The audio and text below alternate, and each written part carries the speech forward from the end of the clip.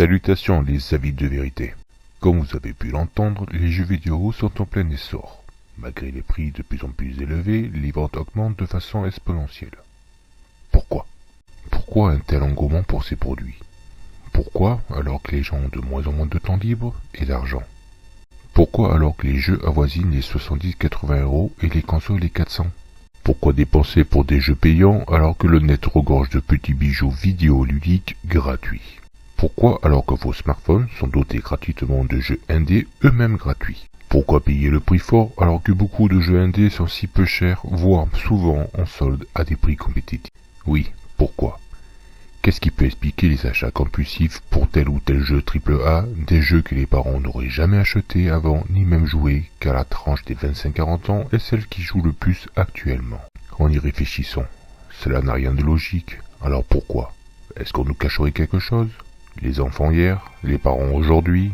Malgré toutes les critiques, les mises en garde, l'inutilité de la chose et la perte de temps que cela représente, le fait que cela ne soit pas constructif et empêche l'épanouissement de nos enfants et de nous-mêmes.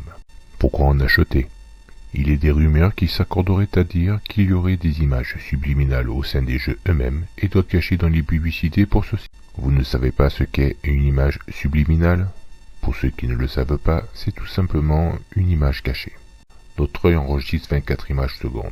Il suffit d'en placer une 25e parmi celles-ci pour que, même si vous ne la voyez pas, votre cerveau l'enregistre un peu comme une semi-hypnose et cela vous donne envie de cette image. Par exemple, si je vous passe un film et que toutes les 25 images je vous passe un verre d'eau, vous aurez soif et vous irez boire.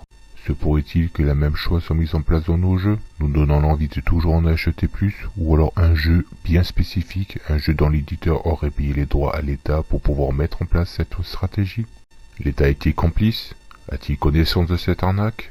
Oui, cette arnaque, car il est strictement interdit de le faire. C'est une question à laquelle il sera difficile de répondre, car il est impossible de diffuser un jeu image par image pour dénicher là où les images coupables, celles qui vous donnent cette envie de toujours dépenser dans des jeux auxquels vous n'auriez jamais joué.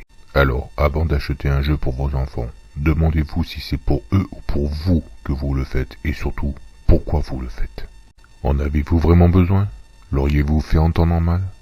Comme à mon habitude, je vous laisse réfléchir à mes propos, et quoi qu'il arrive, n'oubliez jamais. Je vous mens.